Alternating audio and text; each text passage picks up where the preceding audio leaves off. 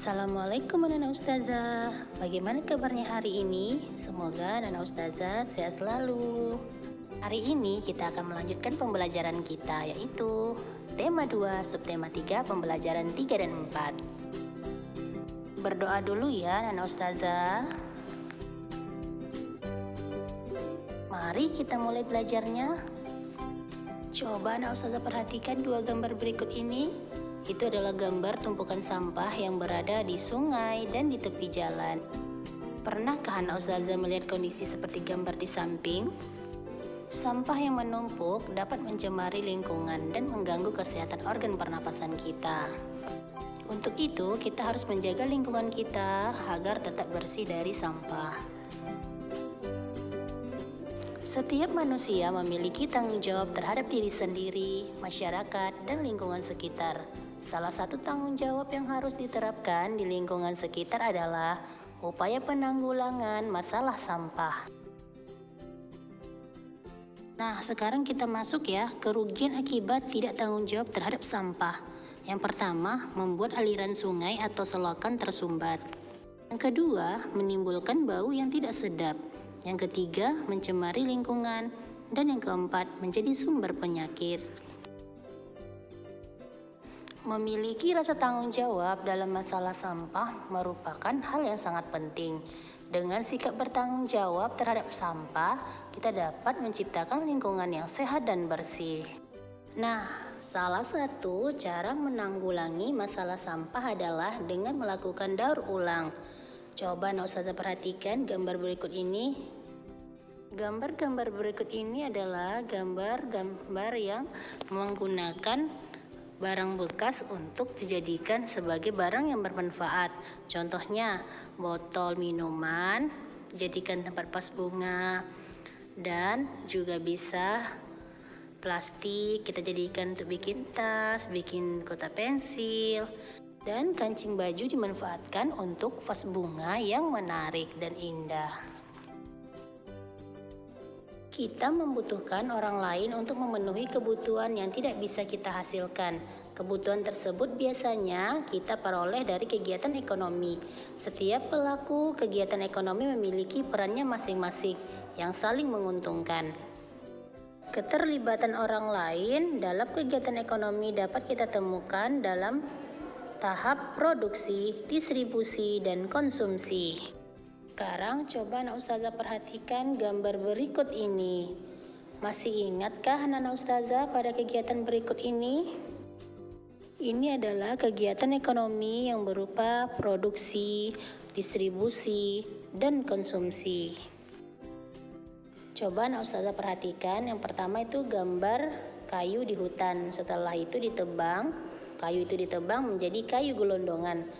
Setelah itu kayu gelondongan diberikan kepada pengrajin kayu untuk diolah, dan lanjut ke toko mebel untuk dijual, dan terakhir adalah pembeli. Kegiatan ekonomi yang pertama yaitu produksi yang dimulai dari kayu di hutan, menebang kayu, kayu gelondongan, dan pengrajin kayu. Yang kedua, distribusi yaitu toko mebel, tempat penyaluran barang ke pembeli. Lalu yang terakhir itu pembeli. Pembeli itu adalah kegiatan konsumsi.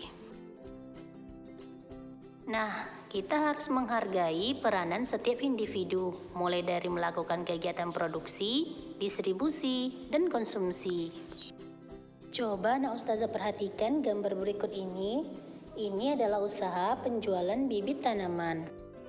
Meskipun terlihat sederhana, bayangkan jasa penjual tanaman tersebut jika menyediakan bibit-bibit aneka tanaman yang akan tumbuh menghijaukan dan memperindah lingkungan kita.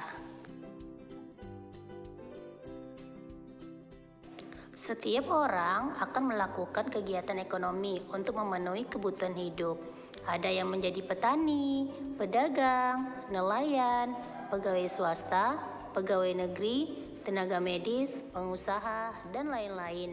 Meskipun berbeda, setiap kegiatan usaha ekonomi harus kita hargai. Berikut ini adalah cara menghargai usaha orang lain. Yang pertama, menumbuhkan persaingan usaha yang sehat dalam kegiatan perekonomian. Yang kedua, tidak merendahkan usaha orang lain.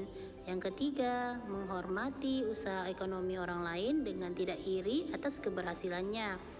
Yang keempat, meneladani keberhasilan orang lain dengan menirukan sikap positif orang tersebut. Nah, sekarang anak ustazah perhatikan gambar berikut ini.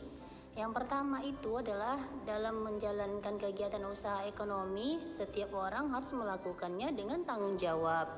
Dan yang kedua, penerapan tanggung jawab sangat penting bagi terciptanya keharmonisan dalam kehidupan warga masyarakat. Penerapan tanggung jawab dapat menjalin kerukunan dan persaudaraan antar warga masyarakat. Penerapan tanggung jawab juga dapat menciptakan ketertiban, keamanan, dan ketenangan dalam masyarakat. Untuk itu, kita sebagai warga masyarakat harus menerapkan sikap tanggung jawab. Sekarang kita akan membahas akibat tidak adanya penerapan tanggung jawab di masyarakat. Yang pertama, terjadinya ketidakharmonisan dalam hubungan antar warga masyarakat.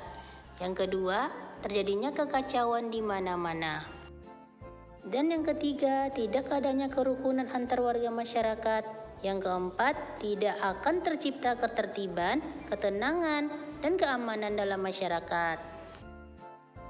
Masyarakat harus sadar akan kewajibannya dan melaksanakannya dengan penuh tanggung jawab. Dengan demikian, kehidupan masyarakat akan nyaman, aman, dan sejahtera. Alhamdulillah, pembelajaran kita pada hari ini telah selesai. Semoga bermanfaat. Assalamualaikum warahmatullahi wabarakatuh.